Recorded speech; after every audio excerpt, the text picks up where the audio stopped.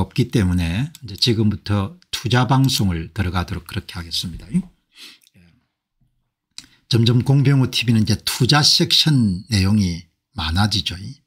왜냐하면 국내 신문들을 보게 되면 뭐 그거 이야기 하나마나 그리고 매일 아침에 또 짜증나는 이야기를 할 수가 없으니까 그거는 뭐 여러분들이 다른 채널 보시고 세상은 넓고 배워야 될 것은 많고 그리고 투자할 때도 많고 하니까 여러분들이 투자 비중이 점점 늘어나시는 부분들을 잘 이해를 하실 거다. 뭔가 이렇게 여러분들 저는 젊은 날부터 지금까지 아주 시간을 생명처럼 씁니다. 시간을. 그러니까 여러분이 보시는 방송은 대개 평균적으로 대개 8시간 8시간을 거의 올인하는 전부를 걸고 이런 방송을 준비해야 8시간 정도죠. 그러니까 이 투자 방송을 준비하는 것도 그렇지만 다른 일상의 활동들도 시간을 어마어마하게 여러분 아낍니다. 시간을 마치 생명처럼. 그렇기 때문에 아침마다 여러분들 이렇게 한 90분에서 2시간 정도 시청하시는 분들이 시간을 투자하고 있다 이렇게 생각하는 겁니다. 시간을 투자하고 있다 생각하기 때문에 방송에서 가능한 쓸데없는 이야기 안 하고 그리고 그야말로 가치를 제공할 수 있는 그런 방송을 해야 된다. 이런 내용이 그냥 평생 제가 살아온 삶의 역정이 갖고 있는 그런 태도나 철학이 그대로 배어 있는 거죠. 그러니까 국내 뉴스는 그야말로 가치가 없고 시간을 죽이고 사람들을 언짢게 하는 그런 내용들이 앞으로 수십 년 동안 이어질 가능성이 높겠죠. 그래서 국내 뉴스는 최소한만 다루고 가능하면 이렇게 생산적이고 건설적이고 도전적이고 진취적이고 미래지향적인 이슈를 다루는 겁니다. 여기 이제 보시면은 우리가 이제 투자를 하는 거죠. 투자를 하는 것은 이제 선택이 아니고 돈 가치가 계속 떨어지기 때문에 어마어마하게 이런 중요한 모든 사람의 과제인 거죠. 근데 투자를 배울 때가 별로 없는 겁니다. 부모 함께서 배운 것도 없고 그러니까 이 시간을 통해 가지고 차근차근 어떻게 성공적인 투자자로 우리가 변신할 수 있는가 이런 부분들을 공유하는 겁니다. 자, 오늘 이렇게 보시게 되면은 여기 이제 이 블룸버그 통신의 발추너스 기자가 필라델피아에서 하는 것 같아요. 필리라는 표현이 하면 영어로 필라델피아 같으니까 일요일 날 조깅하는 것을 필라델피아 공장들을 보여주는 걸 보니까 S&P 500하고 비트코인은 같이 움직이지 않습니다. 비트코인. 아마 오늘 시청자분들께서 미국의 ETF를 갖고 있고 그다음에 약간의 비트코인에 투자한 적이 있으시면은 비트코인하고 S&P 500이 상관관계가 거의 없다는 것을 느낄 겁니다. 이거는 상당히 중요한 내용인 거죠. 왜냐하면 자기의 자산 구성에 SCHG나 QQQM 같은 그런 미국의 대표적인 ETF 상장지수 펀드를 갖고 있으면은 5%나 10% 정도의 비트코인을 투자하게 되면은 함께 움직이지 않기 때문에 자산이 균형을 유지하는 데 굉장히 도움이 되는 거죠. 이걸 오늘 여러분들 발추나스 기자가 잘 이야기했네요. 그러니까 BTC 비트코인 가격이 계속 빠지는 한 달 동안 S&P 500 지수를 추종하는 ETF 예를 들면 SCHG나 벵가드 VOO 이런 것이 여러분들 가격이 어떻게 움직였냐를 이렇게 보여주는데 거의 상관관계가 없는 겁니다. 플러스 쪽은 오른 거고 마이너스 쪽은 내려간 겁니다. 30일 동안. 비트코인이 주식의 선행지표일까요? 우리는 이것을 조사하고 그 결과 아닌 것을 발견했습니다. 비트코인이 월간 하락을 기록한 이후에 주식은 62% 기간 동안 상승했습니다. 여러분 이게 주는 중요한 의미가 S&P 500과 비트코인이 같이 안 움직이는 겁니다. S&P 500이 오르면은 비트코인이 내릴 수 있는 겁니다. 상관관계가 거의 없는 겁니다. 그래서 대체 자산, 대체 투자 자산으로 괜찮은 겁니다. 자, 오늘 또 이제 발큐너스 기자가 이렇게 이야기했는데 비트코인이 계속 내리는 동안에서도 미국을 대표하는 S&P 500을 추종하는 SPY, 뭐 VOO, IVV, SPY가 미국의 대표적인 S&P 500을 추종하는 상장지수 펀드고 미국인들이 가장 많이 여러분들 투자하는 거죠. 비트코인을 여러분들 죽을 쓰고 있는데도 불구하고 계속 여러분들 SPY가 올라간 겁니다. 이렇게 가격이 올라간 겁니다. 여기에 이제 푸른색을 한 것은 함께 빠진 겁니다. 두 개가 함께 빠진 거고 이렇게 빠진 날을 제외하고는 꾸준하게 SPY가 이렇게 가격이 올라간 거죠. 그러니까 여러분들 이거를 보면은 여기 보시면은 SPY는 정말 대단한 괴물입니다. 비트코인과 주식이 모두 하락했던 달과 그때 SPY 지수를 보게 되면은 중단 없이 계속 올라갑니다. 그래서 여러분들 비트코인은 비중이 높아서 안 된다는 이야기를 하는 겁니다. 왜냐하면 심리적 타격이 크기 때문에. 그래서 우리가 갖고 있는 투자 자산에는 반드시 SCHG 같은 S&P 500을 추종하는 상장지수 펀드가 들어있어야 되는 거죠. 그거는 크게 경기에 관계없이 계속 가격이 올라가는 겁니다. QQQM이나 SCHG처럼 미국의 나스닥과 S&P 500을 대표하는 그런 ETF는 변동성이 그렇게 크지 않고 비트코인과 달리 계속 올라가기 때문에 이 바람직한 그런 포트폴리오인 거죠. 그래서 이제 항상 강조했던 것이 비트코인은 최소치를 투자하는 게 좋겠다. 그렇게 여러분들 이야기하는 겁니다. 자, 여기 이제 보시면은 이렇게 여러분들 정리하시면 좋을 것 같고 많은 사람들이 비트코인의 급격한 하락을 주식시장의 미래 하락에 대한 선행지표로 간주하지만 데이터는 이를 뒷받침하지 않습니다. 이거를 저는 어떻게 해석했는가 하니까 두 개가 반대로 움직이기 때문에 제가 볼 때는 그런지 이제 지금 이제 미국의 기술주나 이런 것을 사기가 좋은 시대죠. 지금 ETF가 오늘도 많이 빠졌으니까 반도체 섹터라는 이런 걸 투자하기가 괜찮지 않습니까? SMHX 미국의 반도체 설계사의 ETF는 오늘 36불 수준이더군요. 굉장히 싸진 거죠. 그 이제 여러분들 투자자들 중에서 꾸준하게 이렇게 매입하는 겁니다. 지금 장이 많이 빠졌는데도 불구하고 하락장에도 하루 평균 70억 불 정도가 계속해서 유입되는 겁니다.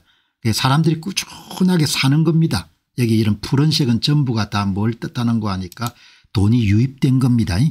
VOO, IVV, IEF는 이제 미국의 중기국채고 QQQ 이런 것들이 다 이런 미국의 대표적인 그런 미국인들이 가장 많이 투자하는 그런 부분이죠.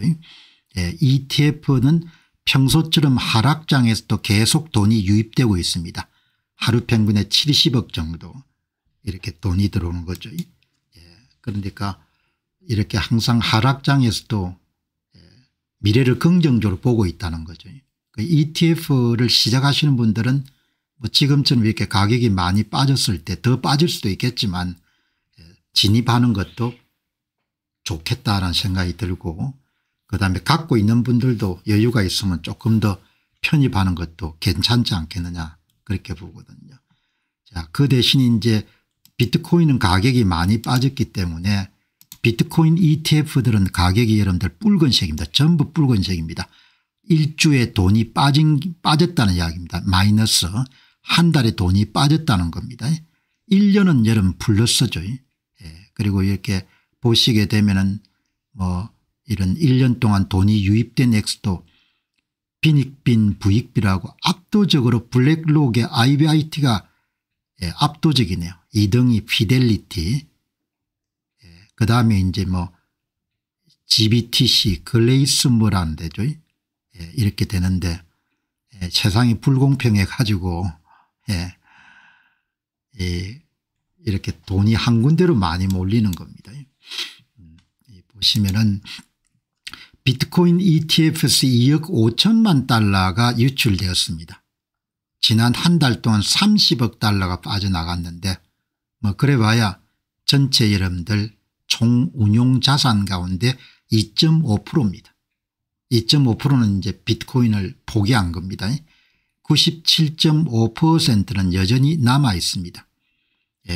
2025년 한 해 동안 비트코인 ETF에서 유입된 돈은 230억 달러입니다.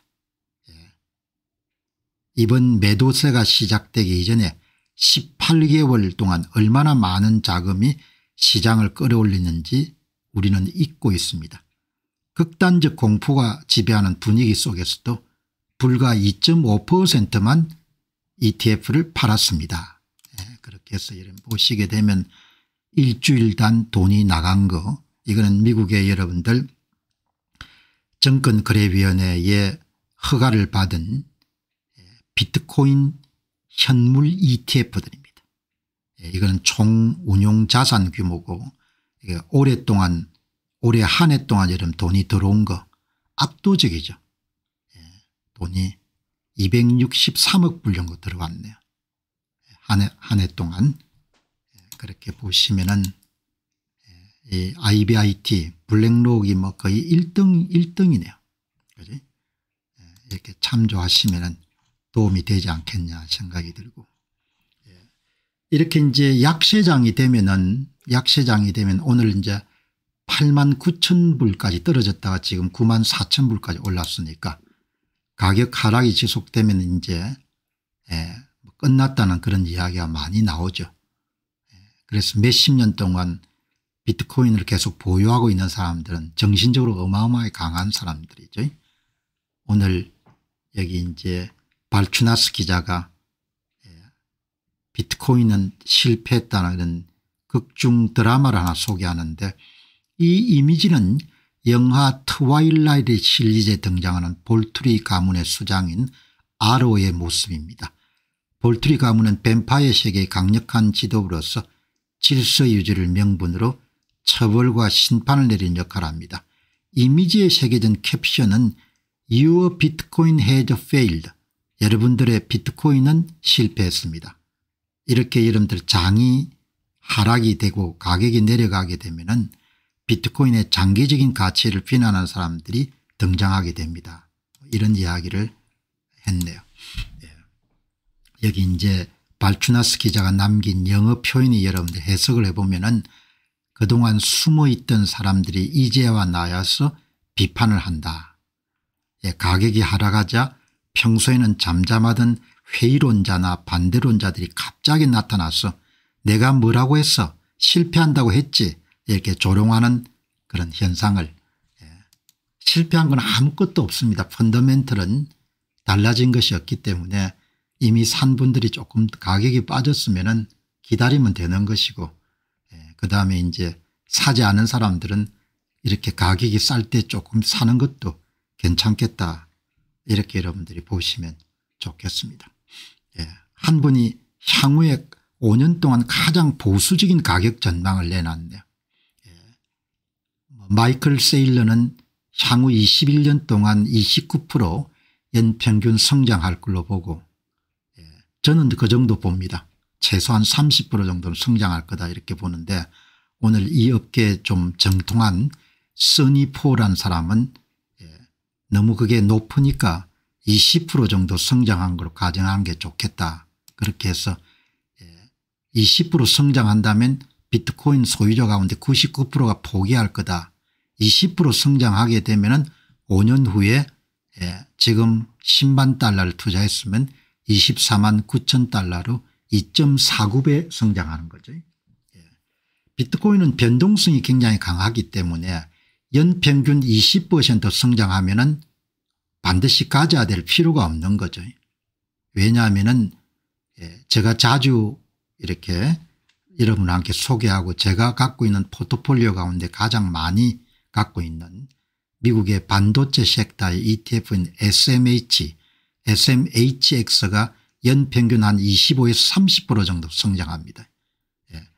그런데 비트코인이 20% 성장하게 되면 포기하는 사람이 많을 겁니다. 그건 뭐 당연한 거죠.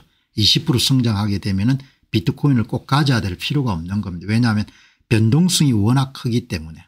그죠? 반도체 변동성이 크지만 반도체 변동성에 비교할 수 없을 정도로 크기 때문에 20% 성장 정도 되면 그렇게 가져야 될 거는 이유가 없는 거죠. 그러나 이 써니포님은 그런 가능성을 이렇게 제시하는 겁니다. 20% 갈 수도 있다 이렇게.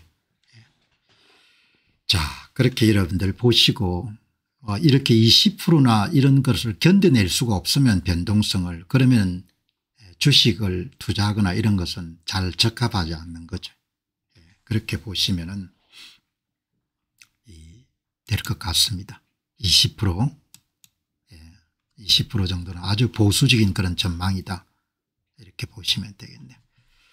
자, 이렇게 여러분들 오늘 발추나스 기자가 전체 시장 돌아가는 그런 이야기를 많이 하기 때문에 오늘 여러분들의 말씀을 드렸는데, 이제 아주 중요한 내용이 지금 이제 미국 정시에 투자하는 사람이나 아니면 이렇게 비트코인이나 이런 시장에 투자하시는 분들은 제가 반복적으로 말씀드리지만 너무나 중요한 일이기 때문에 유동성 쓰나미죠. 그래서 저는 올해 여러분들 얼마 안 남았지만 주식시장이라는 것이 또 한순간에 표변할 수가 있으니까 계속해서 이제 기대감을 갖고 시장을 들여다보는데, 오늘 대단히 중요한 뉴스가 났네요. 전 세계 막대한 유동성 공급이 대기 중이고 결과적으로 화폐 가치가 추락하는 인플레이션이 덮치지 않을 수가 없다는 겁니다. 그거를 오늘 코베시 레타의 편집자가 잘 정리했네요. 전 세계 국가들이 돈을 지금 얼마나 풀어 제낄 건지 여러분들 그 내용을 정리했습니다. 미국은 2천억 달러 부양 수표를 준비하고 있습니다. 일본은 1100억 달러 규모의 부양책 패키지를 준비하고 있습니다. 중국은 1조 4천억 달러 규모의 부양책 패키지를 승인했습니다. 이거는 금리를 낮추고 그다음에 양적 완화 통화를 푸는 겁니다. 미국 연준은 12월 1일에 양적 긴축을 공식적으로 종료합니다. 미국은 매년 약 1조 9천억 달러 규모의 국채를 발행하고 있습니다. 캐나다는 양적 완화 프로그램을 재개하고 있습니다. 글로벌 M2의 통화 공급량은 역대 최고치인 137조 달러에 달합니다. 지난 22개월 동안 전 세계 금리 인하는 320회 이상 이루어졌습니다. 어떤 세상에 다음 인플레이션 파동이 오지 않을 수 있겠습니까? 이렇게 여러분들 코베시 님이 현재 상황 매크로 상황을 여러분들 이렇게 정리했습니다. 자, 그 다음에 보시죠. 이 여러분들 정보의 바탕을 두고 내노라는 전문가들이 다 한마디씩 하는 겁니다. 전 세계 막대한 유동성 공급 대기 중, 이것을 보고 여기 메스터 빌드란 님이 뭐라고 이야기하는지 한번 들어보시기 바랍니다. 인플레이션 파동은 결코 끝나지 않았으며 잠시 멈추었을 뿐입니다. 유동성이 시중에 다시 범람하게 될 것입니다. 실물 자산 하드 에셋과 에너지가 이 급증을 선도할 것입니다. 인플레이션이 올지 묻지 마시기 바랍니다. 인플레이션이 덮쳤을 때 여러분이 제대로 포지션 방어책을 잡고 있는지를 물어보시기 바랍니다. 이렇게 이야기하는 겁니다. 그러니까 코베시 님이 여러분들 포스팅을 하니까 밑에 여러분들 제야 고수들이 한마디씩 다 하는 겁니다. 다음 보시기 바랍니다. 실물 자산 또 인베스터 클럽에 있는 분이 글을 올린 겁니다. 거시적 유동성 쓰나미가 다가오고 있습니다. 이것은 결코 우연이 아닙니다. 이것은 조정된 통화 완화 정책들입니다.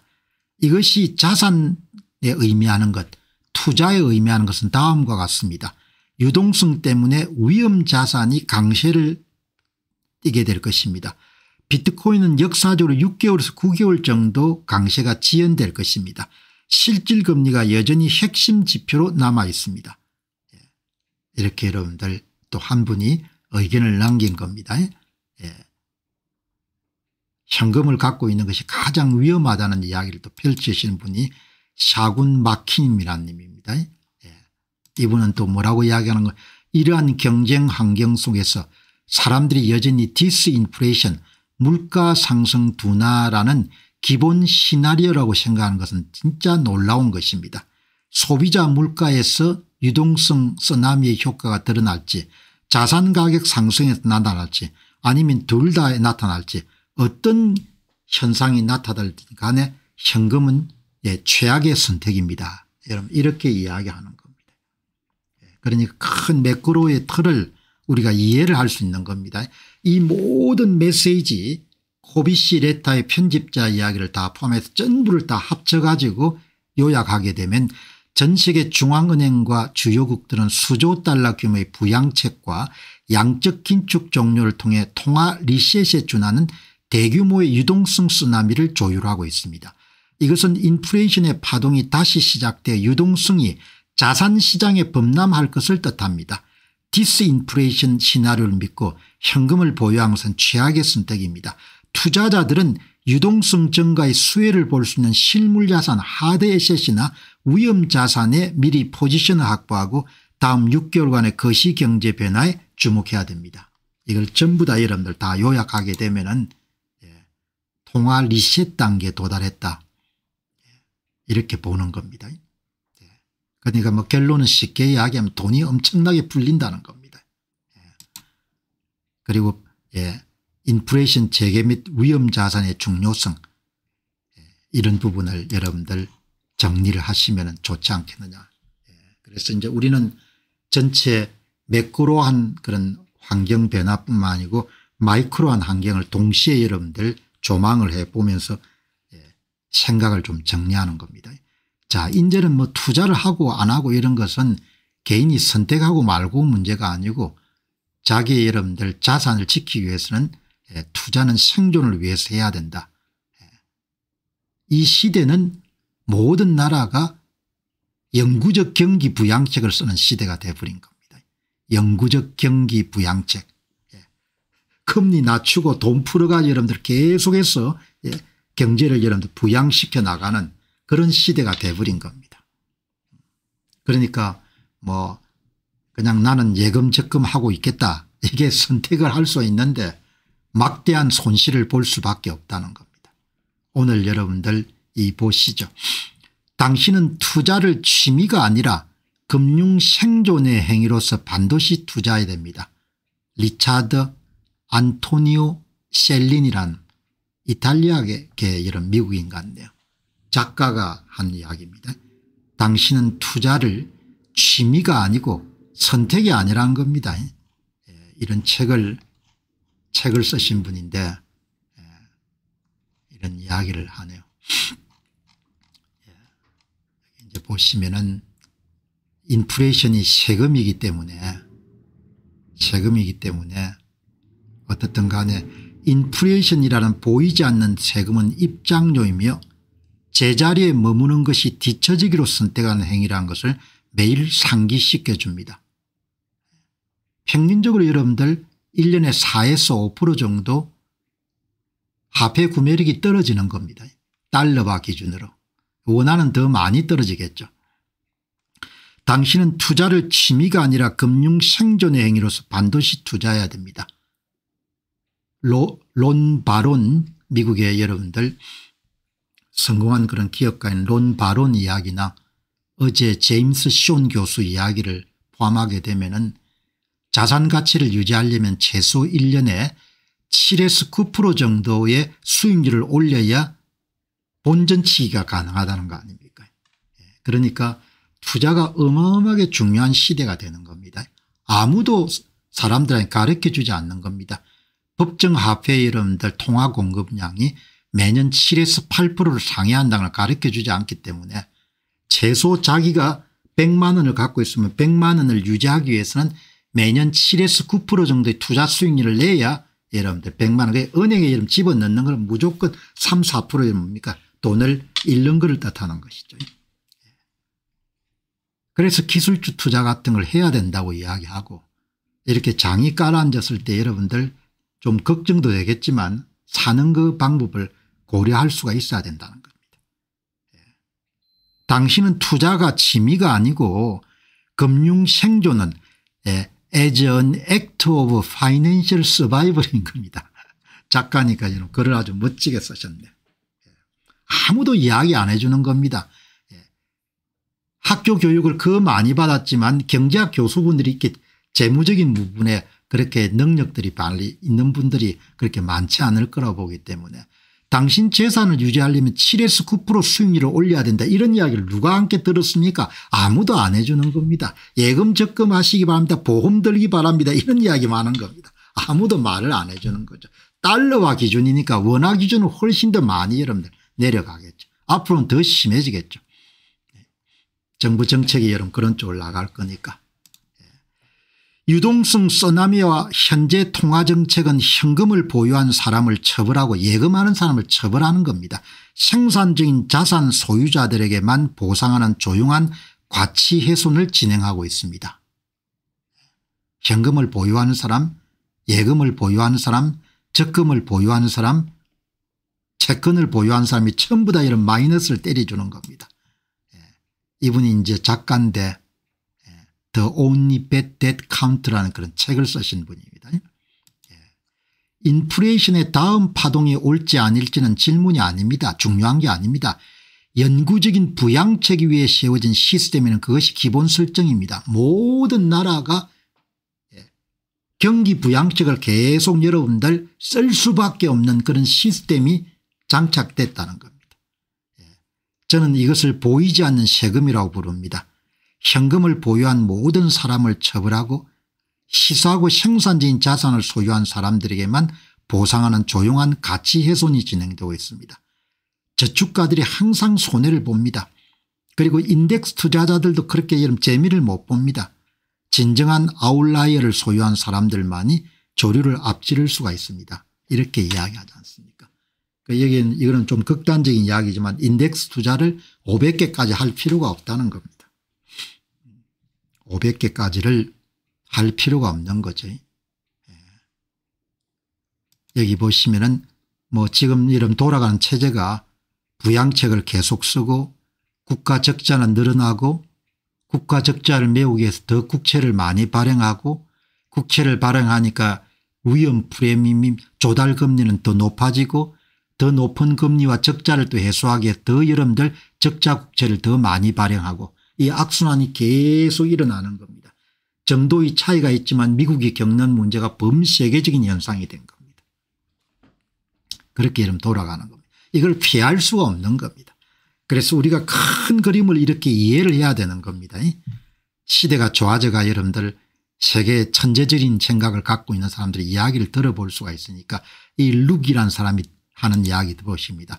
정부들이 이자 비용이 사상 최고치를 기록하는 와중에 경제에 수조 달러가 투입되고 있습니다. 세계 최대 은행들은 경기가 둔화되는 가운데 경기 부양책을 시도하고 있습니다. 정부들은 겨우 버티기 위해 기록적인 양의 새로운 부채를 계속 찍어대고 있습니다. 완벽한 루프가 형성됩니다. 더 많은 부양책, 더 높은 적자, 더 높은 적자, 더 많은 국채 발행, 더 많은 국채 발행, 더 높은 금리, 더 높은 금리, 훨씬 더 많은 적자. 한국도 여러분들 잘 봐야 되는 겁니다. 더 심해질 겁니다. 이런 현상이. 이런 현상이. 글로벌 부양책이 일상이 되는 겁니다. 오늘날 세계는 구조적 비용에 시달리고 있습니다. 미국은 이자 비용은 매달 500억 달러씩 증가하고 있습니다. 일본은 세수 절반 이상을 부채만 상환하고 있습니다. 중국은 기록적인 지방정부 부채를 발행하며 주택주도 디플레이션 루프와 싸우고 있습니다. 유럽은 유로와 창설후의 부양책 대비 가장 약한 성장에 직면해 있습니다. 여러분 이 결론이 뭐겠습니까? 국채를 발행하 띄우는 겁니다. 국채를 발행해 가지고 어제 리인플레이션 정책이라는 이야기. 인플레이션을 여러분들 조장해 가지고 국가 부채의 부담을 줄여나가는 쪽으로 갈 수밖에 없는 겁니다. 아무도 가르쳐주지 않는 겁니다. 이런 거를. 이런 걸 누구도 가르쳐주지 않네. 결론은 뭔고 하니까 당신의 자산은 매년 7에서 9% 정도를 유지해야 그냥 본전치기다. S&P 500의 상장지수 펀드를 사면 VOO가 여러분들 1년에 한 12에서 14% 정도 됩니다. 그럼 거기서 이런 9% 정도를 빼고 나면 한 3%에서 5% 정도 좀 실질 성장하는 겁니다.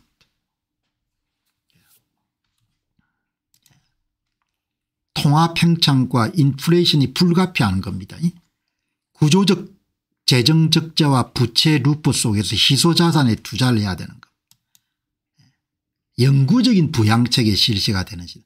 영구적으로 돈을 늘려가지고 여러분들 끌어갈 수밖에 없는 책. 그러니까 현금을 갖고 있는 사람이 바보천치가 되는 거고 은퇴자들 가운데 이런 안일하게 생각하는 사람들이 그냥 고스란히 자기 부를 다 빼앗기는 겁니다. 구조적 적자입니다. 적자 누적 국채 발행 이자 상승 다시 이런 적자 증가 다시 국채 발행 그런 여러분들 순환 구조가 그대로 돌아가는 겁니다. 이러한 구조적 비용 증가와 지속적인 통화평장 속에서 저축가나 일반 인덱스 투자자는 인플레이션 조류를 따라잡기 어렵습니다. 여러분 그래서 제가 계속해서 주장했지 않습니까? 미국의 시장에 이런 달러화 자산을 투자하더라도 VO나 IVV나 SPY처럼 500개 기업에 투자하는 것은 투자해서 안 된다고 이야기를 했지 않습니까? 그리고 반도체 섹터를 이런 포함을 시켜야 되고 기술주 섹터를 포함하게 되면 그래도 이런 인플레이션을 다 제외하고 나면 10% 정도를 남길 수가 있으니까 그걸 항상 이야기를 했지 않습니까? 그대로 이야기가 들어가는 거죠. 이 책을 여러분 썼네요. 예. 이 사람은 좀 레디컬한 생각입니다. 이 작가는. 예. 그러니까 본인이 판단해서 가장 고수익 자산의 상당 부분을 여러분들 베팅을 해야 된다 뭐 이런 건데 고수익 자산을 우리가 찾기가 힘드니까 분산 투자가 아닌 자신의 확신이 높은 소수의 자산에 자원을 집중해야 된다. 급진적인 투자 철학인 겁니다. 그런데 뭐 우리 일반인들은 노후 문제가 있고 하니까 이렇게 급진적인 것을 그대로 받아들일 수는 없고 그렇지만 지나치게 다각화되거나 분산화된 투자를 대개 투자 전문가들에 대한 공유되고 있는 그런 지혜인데 지나치게 분산된 투자는 조금 지양해야겠다. 이렇게 여러분들 정리하시면 좋을 것 같습니다. 자, 이렇게 여러분들 전체 큰 틀을 한번 오늘 정리하고 그다음에 지금 여러분들 비트코인 가격들이 많이 내려가지고 고민들이 많은데 이게 이제 한번 오늘 지금 무슨 일이 일어나고 있는지 여러분들 한번 보시기 바랍니다. 이게 오늘 굉장히 중요한 그런 이야기를 한 분이 하시는데 엊그제 여러분 이런 이야기를 제가 드렸지 않습니까? 여기에 발추나스 기자 이야기를 해가지고 이 비트코인 소유자 사이의 권력 이동이 상당히 빠르게 이동하고 있는 것 같다. 오랫동안 장시간 비트코인을 소유하던 그룹으로부터 기관 투자자로 빠르게 이동하는데 그런 일들이 일어나고 있는 것 같다. 이렇게 이야기했지 않습니까? 비트코인이 이제 기관 투자자로 이동하는 내용을 이렇게 다뤘죠. 그리고 이제 거기에 할핀이라는 사토시하고 처음에 여러분들 주고받은 이 할피니 씨가 2009년 1월 10일 날 비트코인을 최초로 받은 할피니 씨가 결국은 주류 자산으로 편입돼야 가격이 정상화될 거다. 이런 이야기를 했지 않습니까? 이런 이야기를 드렸는데 오늘 퀸테님이 재미나는 여러분 글을 올렸네요. 기관 투자자들이 어떻게 거래를 하는지.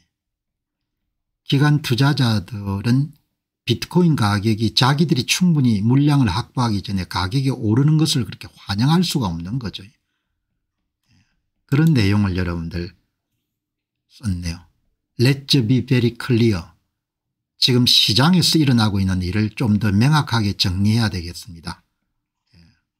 오늘 방송 보시는 분들 가운데 비트코인 투자를 조금씩 하고 계신 분들이 계시기 때문에 시장 구조 변화를 한번 이해할 필요가 있을 것 같습니다. 기관 투자자들이 물량을 어떻게 확보하는지 핵심 메시지는 이런 겁니다. 블랙록이나 피델리티 등 세계 최대 기관 투자자들은 ETF 로비와 수탁 서비스 구축을 통해서 비트코인을 대체 자산으로 인정하고 있습니다. 그리고 가장 빠른 속도로 인프라를 구축하고 있는 중입니다. 이들은 시장에 충격을 주지 않는 가격에 여러분들 가격에 크게 영향을 주지 않는 별도의 자기들만의 거래소가 있는 겁니다. 장외 거래소를 통해 대규모 물량을 축적하고 있습니다. 이것은 역사적으로 반복된 전략, 개인 투자자들이 지쳐서 최대의 의구심을 느낄 때 싸게 매집하는 동일한 각본을 따르는 것입니다. 현재 개인 투자자들이 4년 주기론에 따라 기록적으로 비트코인을 매도하는 것은 기관들이 비트코인 대부분을 소유하게 스스로 물량을 넘겨주는 자기 충족적 예언을 만들고 있습니다. 여러분, 방송을 꾸준히 들어오신 분들은 이해하시겠지만 미국의 대부분 여러분들 좋은 기업들은 기관 투자자들의 비중이 70에서 80%를 육박합니다. 기관 투자자 비중이 가장 낮은 회사가 테슬라 정도입니다. 테슬라가 여러분 낮지만 50% 정도를 대부분 뱅가드라든지 블랙록이라든지 피델리티 같은 그런 기관 투자자들이 갖고 있는 겁니다. 기관 투자자들이 다수를 차지하게 되면 변동성이 크게 줄어듭니다. 비트코인은 소유 구조가 완전히 다릅니다. 지금도 7, 80%가 개인 투자자들이 갖고 있는 겁니다. 그래서 기관들은 개인 투자자 몫을 싸게 인수해야 되는 겁니다. 싸게 인수하기 위해 가지고 별도의 거래소를 갖고 있는 겁니다. 그러니까 장부 거래의 여러분들 시장 가격에 우리가 보는 거래 차트에 영향을 미치지 않는 자기만의 아름아름으로 여러분들 사고 파는 것을 하는 거래가 있는 겁니다. 그러니까 그냥 10만 달러 이하 정도를 묶어놓고 본인들이 원하는 만큼 다 매입을 하는 겁니다. 그러니까 거래 차트만 우리는 보는데 거래 차트 이면에 별짓들이 다 일어나는 겁니다.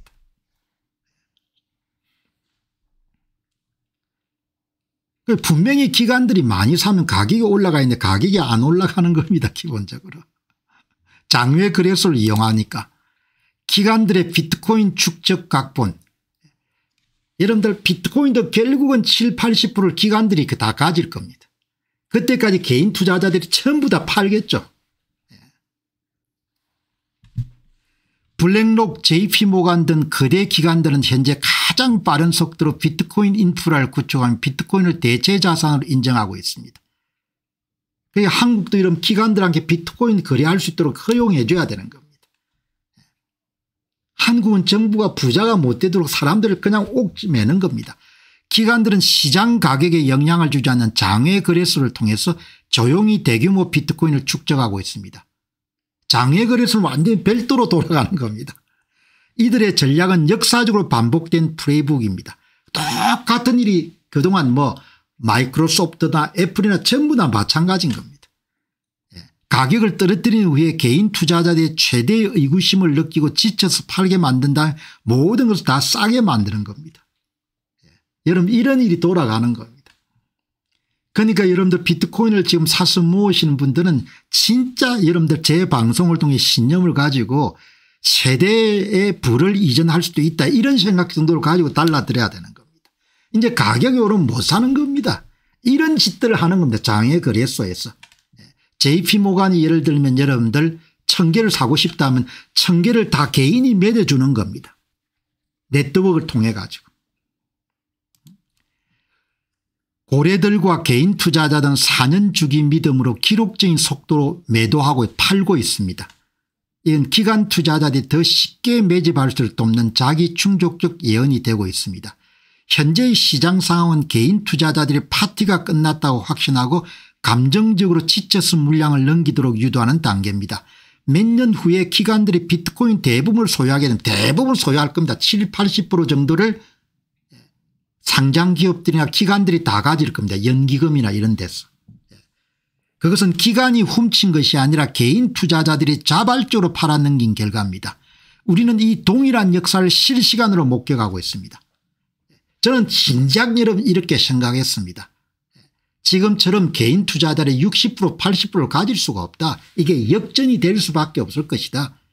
60% 80%를 기관 투자자들이 연기금이 가질 때까지 계속해서 이동할 수밖에 없을 것이다.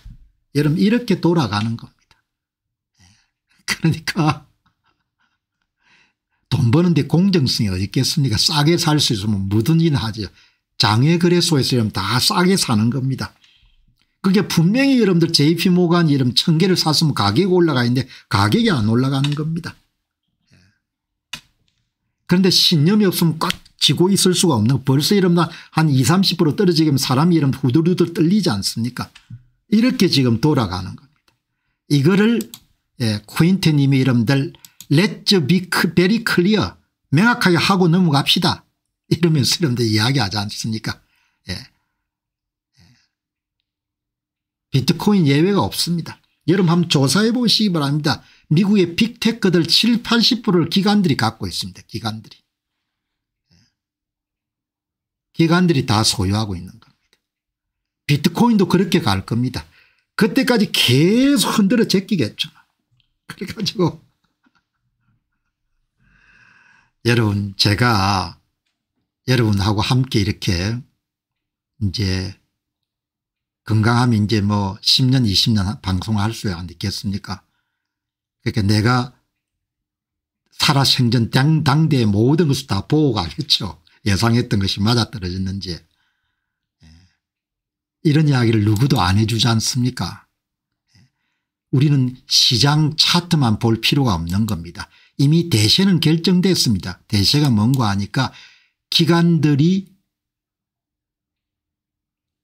자산에 가질 수밖에 없는 겁니다. 제가 엊그제 여름 몇 번 강조했지 않습니까? 하버드 대학의 기금을 1% 배당한 것은 대단히 중요한 사건이다. 그래도 하버드구나. 모든 연기금들이 1% 정도는 다 가질 겁니다. 1% 정도는. 여러분 한번 보시기 바랍니다. 그 보수적인 하버드에서 상위 10개 기업에 투자한 자산 목록 가운데 1등이 비트코인이 된 겁니다. 투자한 지 딱 3개월 만에 20%, 다음 마이크로소프트 15%, 애플 10%입니다.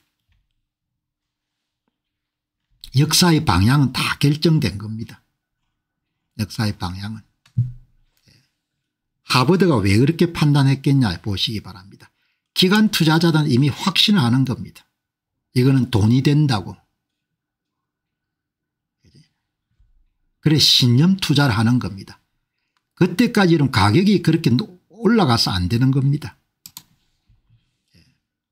장기 보유자 기관 수요가 급증하고 있는 겁니다. 저는 말만 하는 것이 아니고 이렇게 숫자를 보는 겁니다. 이 보라색이 기관 투자자 수요입니다. 기관 수요자. 퍼머넌트 홀더. 퍼머넌트 홀더하고 이런 ETF가 수요하는 겁니다. 급증하고 있지 않습니까? 그런데 가격은 폭락입니다.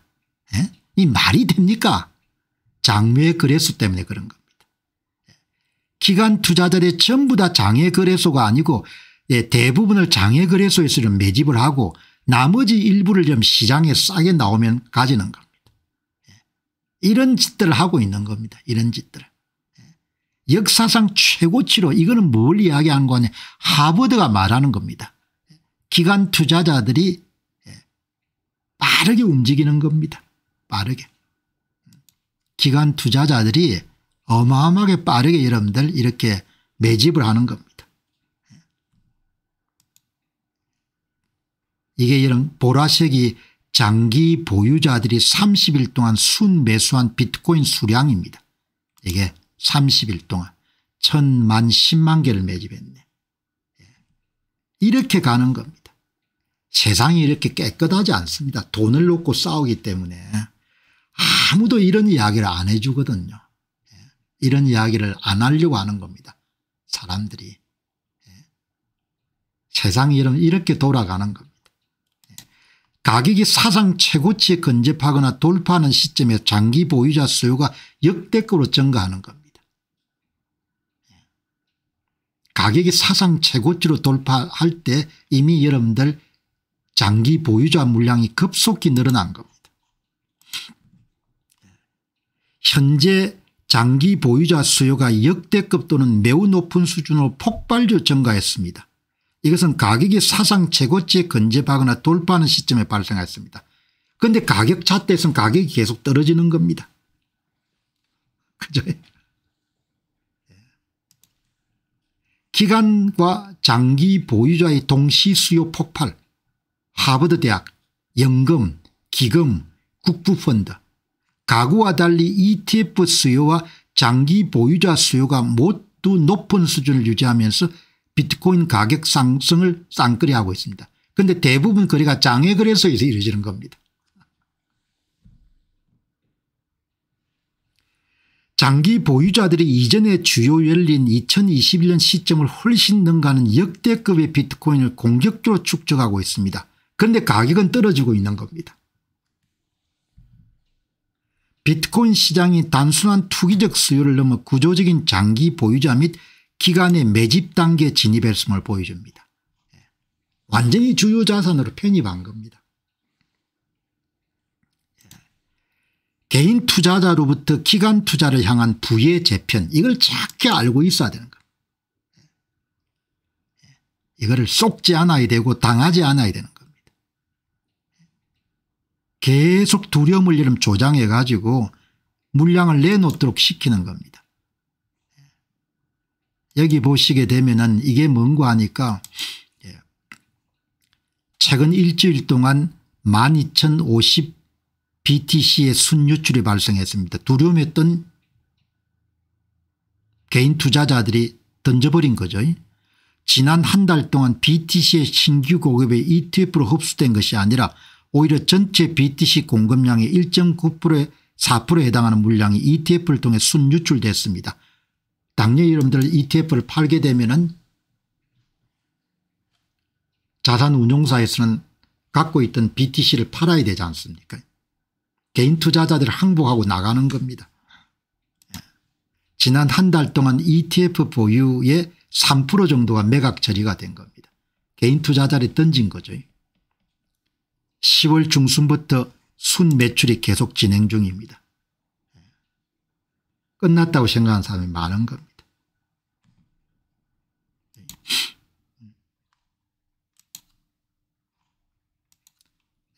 지난 한 달 동안 총 ETF가 소유하고 있던 보유량의 3% 정도가 매각이 된 겁니다.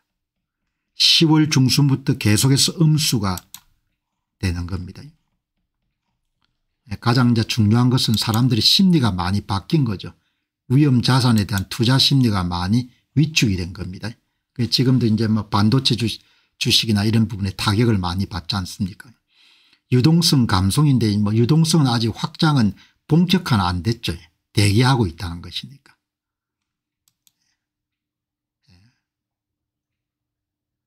극단적인 공포 심리가 지배하는 겁니다. 이런 데서 막 사지 않습니까? 엘살바도르 보시기 바랍니다. 10만 불 수준에서 1098개를 사지 않습니까? 총 보유가 7,474개로 늘어났는데요. 요 최근에 샀네요. 최근에 10만 불 수준에서 한 주 동안 샀더라고요. 아마 장외 거래소에 샀을 것 같아요. 엘살바도르가. 지금 이제 엘살바도르가 7,474.37 갖고 있네요. 지난 7일 동안 1,998.19 BTC를 매입했네요. 매입 금액은 1억 114만 달러를 매입한 겁니다.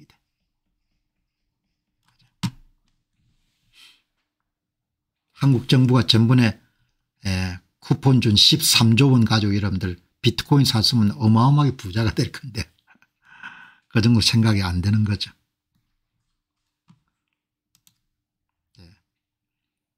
엘살바도르가 1억 달러 상당의 비트코인을 추가 매입했습니다. 엘살바도르 정부는 비트코인에 대한 장기적인 확신을 가지고 있습니다. 장기적인 확신이 중요한 거죠. 기관들은 은밀하게 거래를 하는 겁니다. 장외 거래소에서. 기관 투자자들은 장외 거래소에서 구매자와 판매자를 1:1로 직접 연결한 중개 서비스를 이용해서 조용히 BTC를 축적하고 있습니다. 수십만 개가 거래되더라도 가격이 일제 가격 차트에 올라가지 않는 겁니다. 기관들이 대규모 매집해도 시장 가격에 전혀 영향을 미치지 않는 겁니다. 이런 거래가 여러분들 일상화되어 있는 겁니다.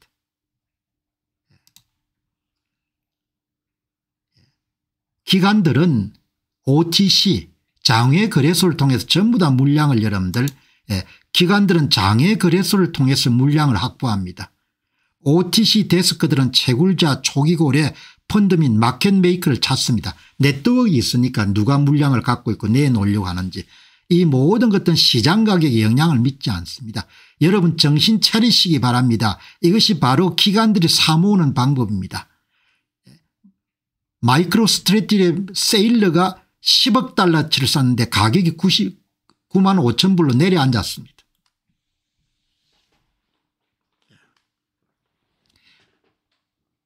이 젊은 분이 하는 이야기 보시기 바랍니다. 여러분 정신 차리시기 바랍니다.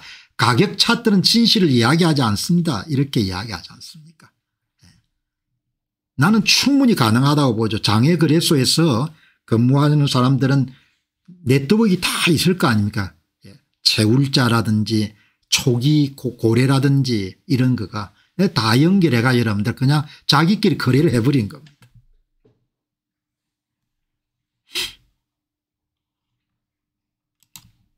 기관 투자자들의 장외 거래소 거래는 가격에 크게 영향을 미치지 않습니다. 기간 축적을 숨기는 핵심 메커니즘입니다. 비싸게 살 수가 없잖아요. 그렇게 저는 공정한 방법은 아닌데 뭐 이렇게 세상이 이렇게 돌아가는 겁니다. OTC 장외 거래소는 거래소 밖에서 구매자와 판매자를 1:1로 직접 연결한 중개 서비스입니다. 대규모 거래는 모두 다 비공개 처리가 됩니다. 거래가 주문짝 오더북을 거치지 않고 시장 가격에 전혀 영향을 미치지 않습니다. 수십 개 수백 개 수만 개를 사더라도 전혀 영향을 미치지 않습니다. 기간 축적을 숨기는 핵심 메커니즘입니다. 대규모 주문은 한 번에 이루어지지 않고 공급이 확보될 까지 수주에 걸쳐서 분할 매입합니다. 그러니까 싸게 구입할 수가 있는 거죠. 가격 급등을 막아서 구매 비용을 최소화합니다. 공포에 떠는 사람들이 이런 물건을 내놓으면 그걸 다 매집하는 겁니다.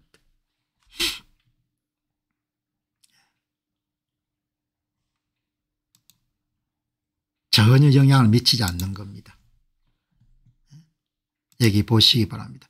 대부분 사람들은 OTC 데스크가 어떻게 기관들이 차트를 움직이게 않고 시장 거래 차트를 움직이게 하고 비트코인을 축소할 수 있는지를 이해하지 못하는 사람이 대부분입니다. 대규모 거래가 이루어지다도 오더북을 거치지 않기 때문에 차트는 전혀 반응하지 않습니다. 가격이 안 오른다는 이야기입니다. 대규모 거래는 시간을 여러분들 길게 두고 조금씩 매집하는 겁니다. 여러분들이 가격 차트에서 매도 측면만 볼 뿐 그림자 속에서 일어나는 기간의 축적은 보지 못하고 있는 겁니다. 오더북을 거치지 않는 기관 투자자들의 장외 거래소 거래는 가격 차트에 반영되지 않을 가능성이 매우 높습니다. 기간 축적은 차트 바깥에서 은밀하게 이루어집니다. 그게 은밀한 거래인 거죠. 수십억 달러 규모의 기간 매수세가 차트에 전혀 반영되지 않습니다. 시장에서 가격 하락이나 행보가 나타나더라도 그림자 속의 축적이 진행 중일 가능성이 매우 높습니다. 가격이 떨어지면 더 싸게 살 수가 있으니까. 그래서 일각에서 하는 음모론이 아니고 나는 충분히 여러분 가능한 이야기고 이 젊은 전문가들의 이야기가 옳다고 보는 겁니다. 시장에서 보이는 매도세는 축적의 증거입니다. 나오면 다 사니까 싸게 사니까. OTC 데스크는 가격 급등을 막기 위해 대규모 매수 요청을 몇 주에 거쳐 조각조각 분할하여 매입하며 공개시장 매수는 최후의 수단으로 사용합니다. 그냥 네트워크를 위해서 다 거래하고 그다음에 미진한 부분만 여러분 공개시장에서 구입하는 겁니다.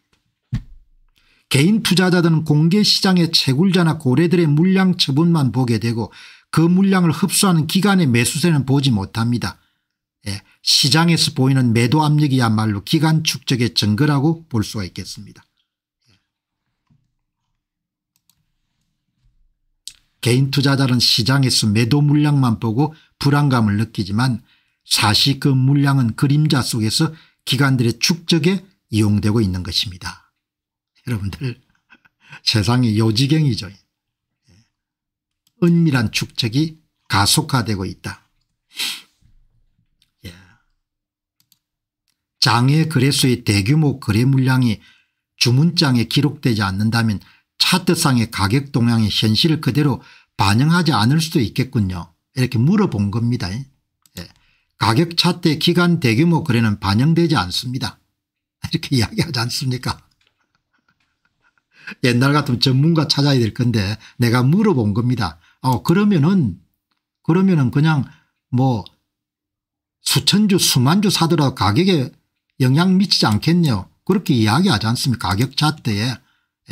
장외 거래소를 통한 대규모 거래는 일반적인 시장의 가격 동향이 현실을 그대로 반영하지 않을 수 있는 중요한 이유가 됩니다. 기관이 OTC를 통해 수천 수만 개의 비트코인을 매수하더라도 이 거래는 거래소의 공개적인 주문장에 기록되지 않습니다. 강력한 매수 압력이 존재해도 차트상에는 그 압력이 가격 상승으로 나타나지 않습니다. 이런 세상에 살고 있는 겁니다.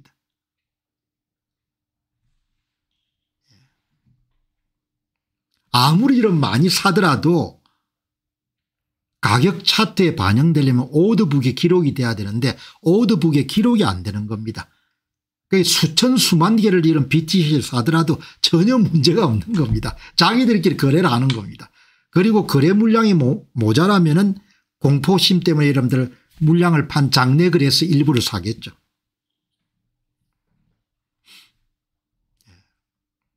시장이 실제 수요보다 덜 강시로 계속해서 만드는 겁니다. 초기 대규모 보유자들이 매도 과도하게 시장 차트에 반영되니까 다른 이런 소규모 개인 투자자들도 공포감이 때문에 그냥 물건을 파는 겁니다. 매도 압력의 가대평가 고래가 팔았다더라 아이고 큰일 나겠다 이렇게 막 파는 겁니다. 시장의 유동성을 공급하는 채굴자나 초기 고래가 큰 물량을 처분할 때 장외 거래소는 이 물량을 즉시 흡수해서 가격 하락을 방지합니다. 만약 그들이 공개시장의 오더북을 통해 매도하거나 OTC가 충분히 흡수하지 못한 물량이 공개시장으로 흘러나올 경우 개인 투자자 눈에는 매도 물량과 가격 하락만 두드러지게 보여서 시장 심리가 극도로 위축되게 되는 겁니다. 그래서 지금도 계속 나오지 않습니까? 고래가 이런 팔았다 뭐 이런 식으로. 차트에 표시되는 가격은 실제 대규모 기관들의 거래 가격과 괴리가 있을 수 있고 시장의 전반적인 수요 공급의 균형을 정확하게 반영하지 못할 가능성이 높습니다. 차트가 그런 겁니다. 세상이 엉망진창인 겁니다.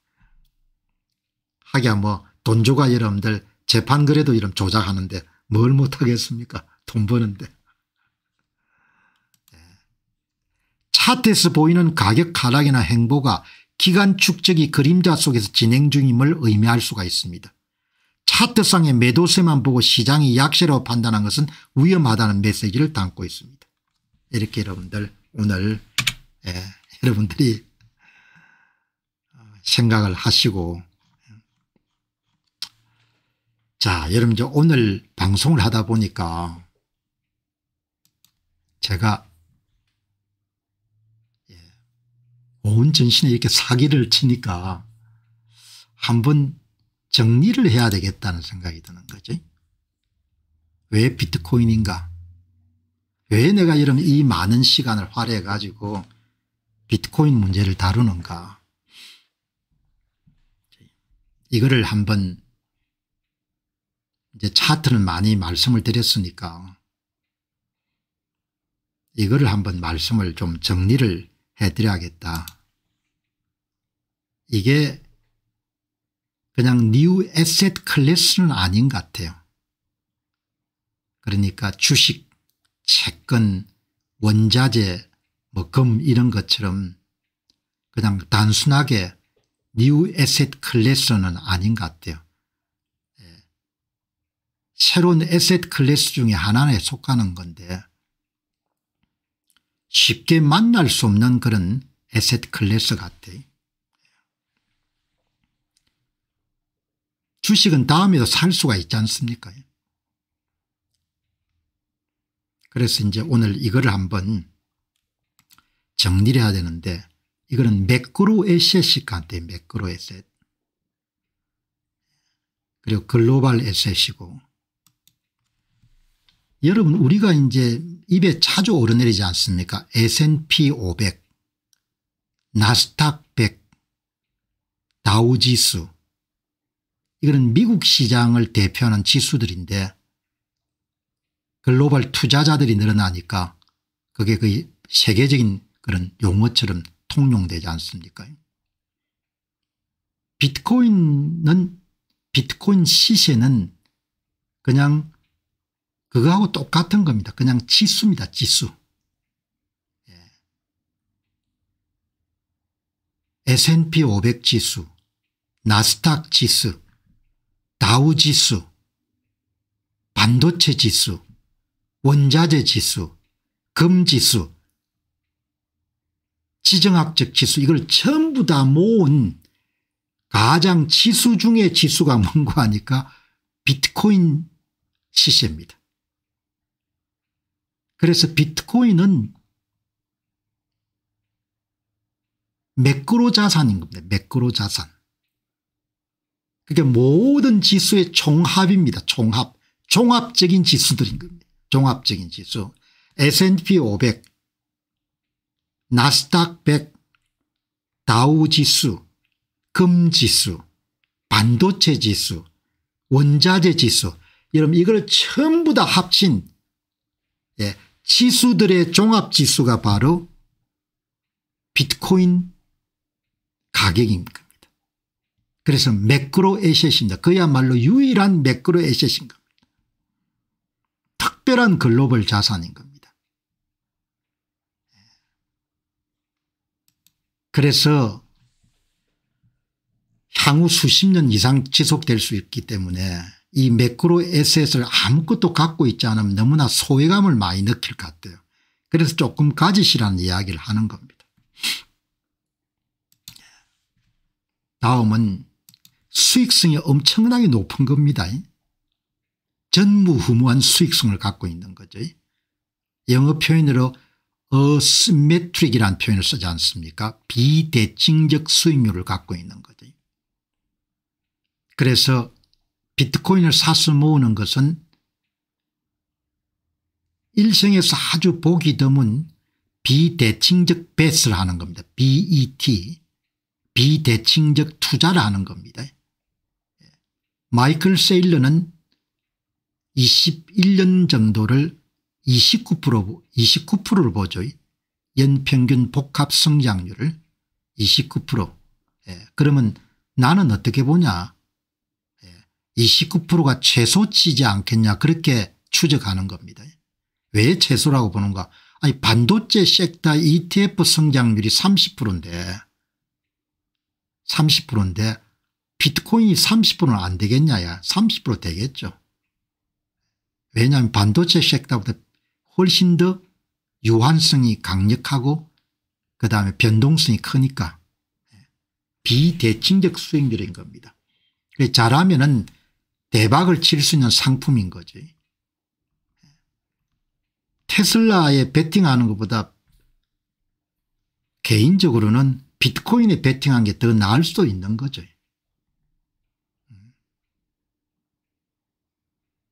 다 여러분들 그런 상품을 찾지 않습니까? 양자 컴퓨터를 왜 찾겠습니까? 양자 컴퓨터 이런 베팅하는 것보다는 비트코인에 베팅하는 게 낫겠죠. 같은 액수를 만일에 투자하면은.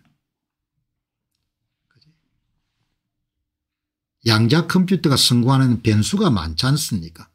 테슬라가 훌륭한 기업이고 일론 머스크가 당대에 나오기 힘든 그런 훌륭한 사업가지만 변수가 많지 않습니까? 시장의 성숙도, 옵티머스, 자율주행 자동차, 그다음에 일론 머스크의 건강, 많은 거가 있지 않습니까? 그런데 현재 추세를 보게 되면은 일단 비트코인은 공급이 제한이 돼 있고 기간 채택이 불가피하지 않습니까? 기간 채택이. 그게 간단한 겁니다. 다음에 불확실성이 좀 더 적은 겁니다. 이런 여러분들 투자 자산이 어디 있겠습니까?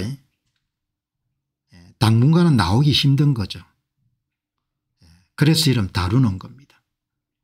그리고 이거는 살 수 있는 기간이 그렇게 많지 않다고 제가 개인적으로 판단한 겁니다. 왜냐하면 기간 채택들이 늘어나게 되면 가격이 여러분들 뛸 수밖에 없기 때문에.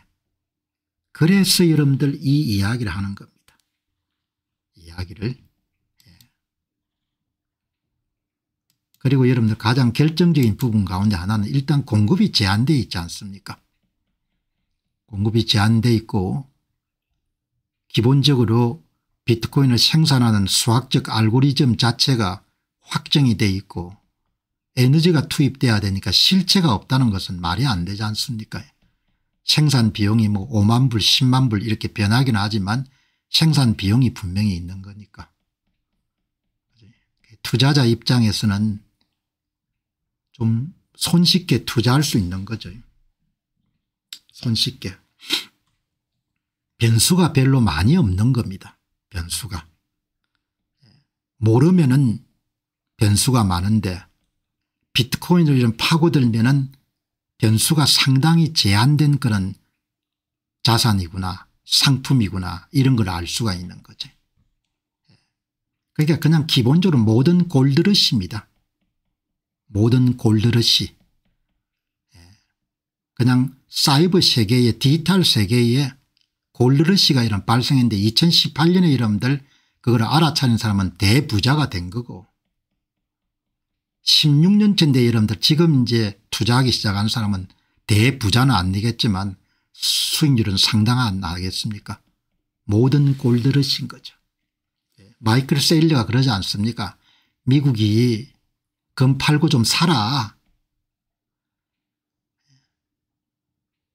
금 팔고 좀 사라고 이렇게 하지 않습니까? 와이오밍 출신의 여러분들 미국의 상원 의원인 루미누스 의원이 100만 개 사자. 100만 개. 100만 개 사면 우리가 1등 된다 이렇게 하지 않습니까? 마이클 세일러가 당신들이 여러분들이 한 개 10만 불 사면 다른 나라들은 100만 불에 사야 된다 이렇게 이야기하지 않습니까? 못한 골드러시인 거죠.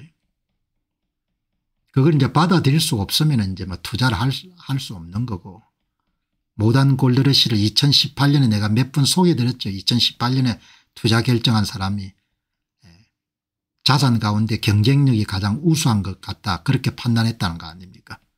못한 골드러시인 거죠. 그 기회를 놓치면 안 된다는 겁니다. 판단은 여러분이 하시겠지만 선점이익이 막대하지 않습니까? 지금까지 수익률을 보게 되면 언제 들어갔냐에 따라 가지고 그러면 앞으로는 또 어떻게 했냐 앞으로도 계속 되겠죠.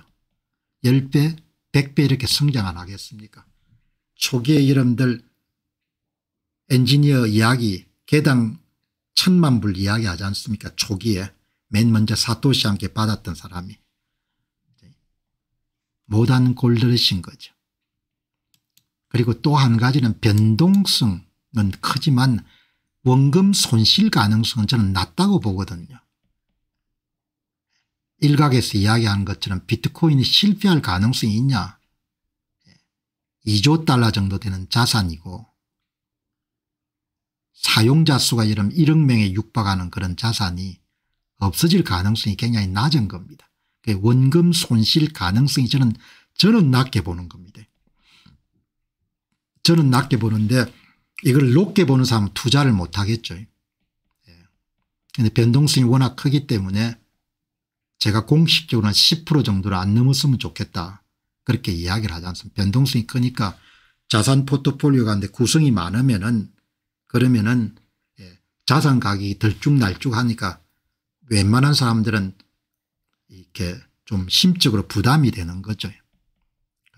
그리고 여러분 또 한 가지는 정상화될 수가 없는 겁니다. 이 보시면은 법정화폐가 완전히 실패를 한 거죠. 돈 찍어 가지고 여러분들 전 세계가 돌아갈 수밖에 없는 겁니다. 그럼 어떻게 방어할 겁니까?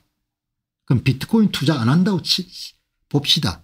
그럼 돈 가치를 어떻게 유지할 거냐 이야기죠.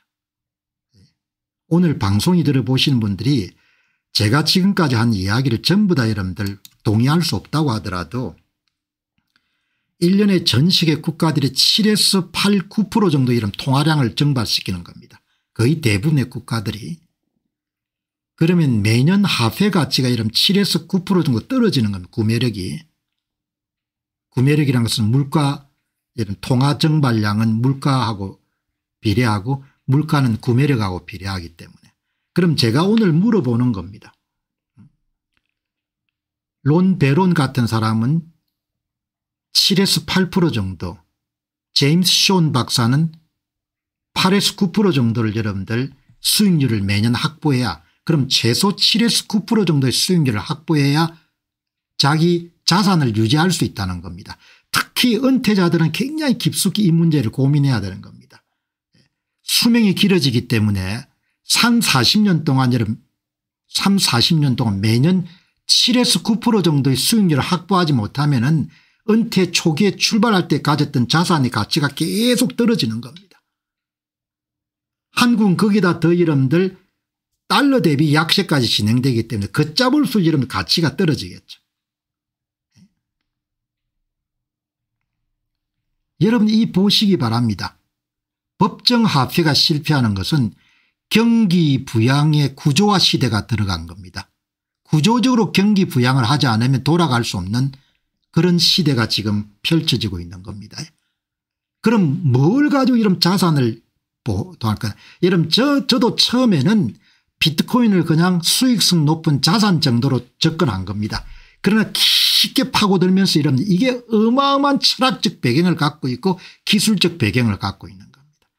법정 화폐의 실패를 보존할 수 있는 다른 방법이 있으면은 다른 방법이란 게 이런 뭐가 있겠습니까? 제가 일찍부터 주장했던 것처럼 미국의 고성장을 주도하는 기술주, 반도체 주식 이런 거 정도 투자하는 거가 있을 것이고, 그다음에 금을 현물로 직접 사든지 금 ETF를 사든지 그 방법이 있을 것이고, 그다음에 이런 뭐가 있겠습니까? 암호화폐라는 것은 기본적으로 비트코인보다 훨씬 저는 취약하다고 보기 때문에, 그럼 다른 게 뭐 원자재 사겠습니까? 뭘 사겠습니까? 살 수 없는 겁니다.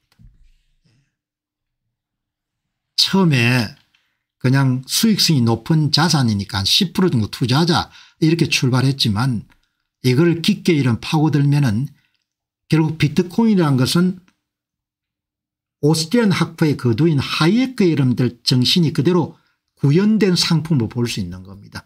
국가의 독점력을 벗어난 민간의 합의에 의해서 여러분들 조작 불가능한 화폐가 등장한 겁니다.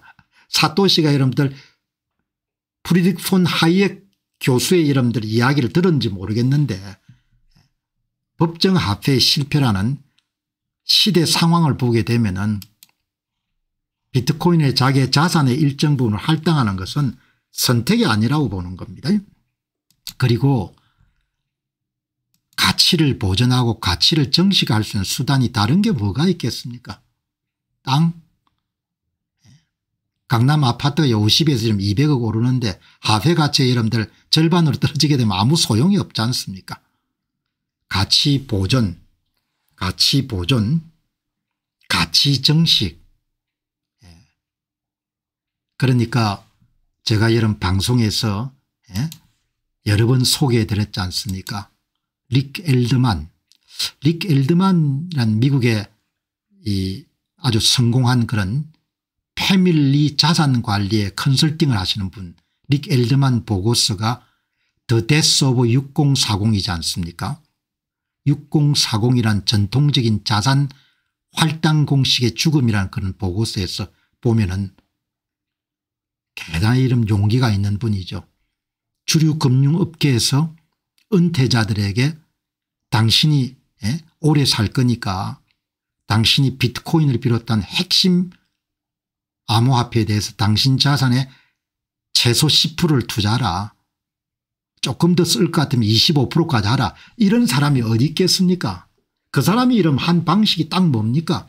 세상은 토커나이제이션으로 가기 때문에 5년 후에 시장이 17조 달러가 될 것이고 비트코인은 피할 수 없기 때문에 19조 달러가 될 것이니까 당신이 자산을 예? 거기에 투자를 해가지고 비대칭적 수익률을 거둬야 당신 노후가 안정된다. 그런 파격적인 주장을 어떻게 하겠습니까? 예? 그런데 그 사람 미친 사람이 아니고 보니까 정상적인 사람이고 엄청나게 똑딱한 사람인 겁니다. 그래서 여러분들 그리고 또 한 가지 보시죠. 비트코인 이렇게 하면은 일단 공급은 제한되어 있으니까 그거는 논외로 하고 여러분 이게 뭡니까? 기관 투자자들이 채택을 안 할 수가 없지 않습니까? 비트코인을 투자하고 여러분들 미국의 기술주를 투자해 놓고 보면은 두 개 간의 상호관계가 거의 없는 겁니다. 기관 투자자들이 투자하기에 굉장히 좋은 상품인 겁니다. 왜냐하면 기술주들을 많이 갖고 있을 건데 기술주하고 여러분 상관관계가 거의 없는 겁니다. 기관 투자자는 채택할 수밖에 없습니다. 여러분 제 방송을 들을 때 제가 앞으로 보는 미래란 것이 늘 옳을 수는 없겠지만 제가 역점을 둬서 이런 정보를 해석할 때는 굉장히 귀담아 들어야 되는 겁니다. 미국의 하버드 대학교를 보시기 바랍니다. 기금 규모가 가장 클 겁니다. 지금 비트코인에 이런 투자하고 있는 대학들은 대표적으로 하버드하고 예일입니다. 하버드는 그 내부에 여러분들 투자팀을 갖고 있을 겁니다. 하버드가 여러분들이 2분기 2025년 2분기에 블랙록의 IBIT를 투자하고 3분기에 여러분 278%를 정액을 한 겁니다. 2분기에 투자를 개시해 가지고 3분기에 하버드가 여러분들 총자산의 1%를 할당한 겁니다. 그것은 대단히 중요한 의미를 갖고 있죠. 무슨 이야기냐. 연금, 기금, 국부펀드, 대학펀드, 국가법정준비금, 외환준비금 이런 부분에 돈이 안 들어갈 수가 없는 겁니다. 여러분 엊그제 레리 핑크 블랙록 회장이 다보스 포럼에서 여러분들 인터뷰한 걸 소개해 드렸지 않습니까? 뭐라고 이야기합니까? 제가 요즘 사람을 많이 만나고 다니는데 국부펀드를 만나면 전부 이야기가 비트코인을 2% 할지 1% 할지 5% 할지 그 이야기라는 거 아닙니까? 대단히 중요한 정보인 거죠. 그죠? 기간 채택이 불가피한 겁니다. 오늘도 여러분들 앞에서 나온 이야기의 상당 부분이 뭡니까? 기관들이 사모으는데 싸게 사기 위해서 OTC 장외 거래소를 활용하는 거지 않습니까? 여러분 그리고 또 한 가지는 제 방송 오래 보시려면은 너무나 박탈감을 느낄 것 같아요. 앞으로 시간 가면서. 아무것도 갖고 있지 않으면. S&P 500을 맨날 이야기하는 데는 S&P 500 관련 주식을 하나도 갖고 있지 않으면 얼마나 여러분들 기분이 나쁘겠습니까? S&P 여러분 ETF의 SCHG라도 몇 주 안 갖고 있으면 얼마나 기분이 나쁘겠냐 이야기죠. 비트코인을 하나도 안 갖고 있다. 0.00001도 안 갖고 있다. 그러면 앞으로 방송 들으면서 박탈감이 얼마나 생기겠습니까? 미소유에 달하는 박탈감이 어마어마하게 클 것 같아요. 기분이 매일 나쁠 것 같습니다. 그럼 공병호 TV를 또 안 볼 거 아닙니까? 공병호 TV 보기 위해서 투자라는 이야기 아니고 그죠? 결국은 알매 문제인 거죠. 깨우침의 문제인 겁니다. 오늘 이렇게 여러분들 비트코인을 개인적 의견을 필요한 건 처음인 것 같네. 내가 한번 말씀을 드려야겠다 생각이 들어가지고 그냥 생각나는 대로 그냥 여러분한테 이야기하는 겁니다. 결국 깨우치지 못하면 투자를 할 수가 없는 거죠. 어마어마한 자산입니다. 그래서 0.1이라도 갖도록 그렇게 목표를 세워가지고 여러분이 진군을 하셔야 되지 않겠냐 그렇게 생각합니다. 오늘 방송 마무리하기 전에 경제 원론이 있는데 비트코인 원론을 한번 말씀을 드린 게 좋을 것 같아요. 한 분이 잘 공개해 놨네요. 비트코인 원론. 미국 학부 대학에서는 가장 기초 과목이 101이지 않습니까? 경제학 101, 사회학 101 오늘 한 분이 비트코인 101을 공개를 해놓은 겁니다. 비트코인 101 그러니까 비트코인을 가장 쉽게 여러분들 설명하는 그런 내용을 공개했는데 여러분 그냥 재미삼아 가지고 한번 보시기 바랍니다. 나중에 재방할 때 자세히 보시면 됩니다. 비트코인은 세 가지 요점입니다. 돈을 스스로 보유합니다. 찍어낼 수가 없습니다. 은행 없이도 작동합니다. 비트코인이 다른 자산하고 다른 거 국경 없습니다. 리더 없습니다. 문지기가 없습니다. 마케팅 없습니다. 비트코인을 만든 사토시 나카모토는 2011년에 사라진 비트코인 창시자입니다. 그러면 비트코인은 무엇을 알아야 됩니까? 비트코인은 전 세계 누구나 중앙은행에 중개 없이 사용할 수 있는 디지털 형태의 돈입니다. 디지털 상품인 겁니다.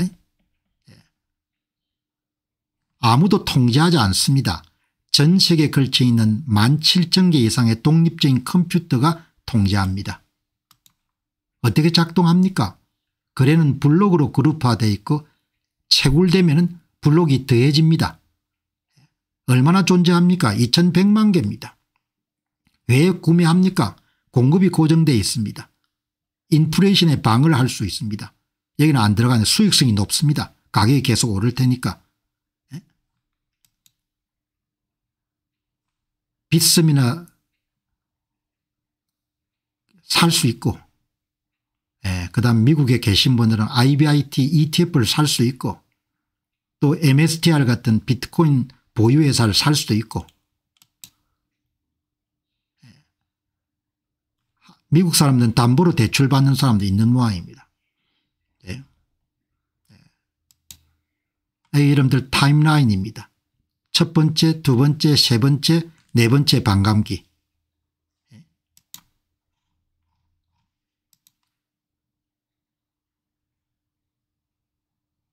비트코인은 오픈소스이지만 복제할 수가 없습니다. 16년 동안 해킹에 여러분들 다 방어가 된 거죠. 변동성이 좀 크죠.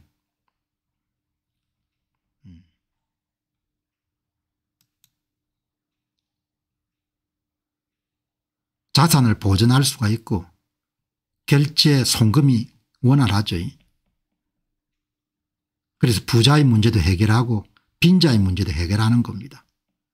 왜냐하면 해외에 근무하는 사람들이 가난한 나라 사람들이 송금 수수료 거의 없이 송금을 할 수가 있으니까 부자들은 자기 돈 가치가 계속 떨어져서 고민인데 그걸 보존을 할 수가 있으니까.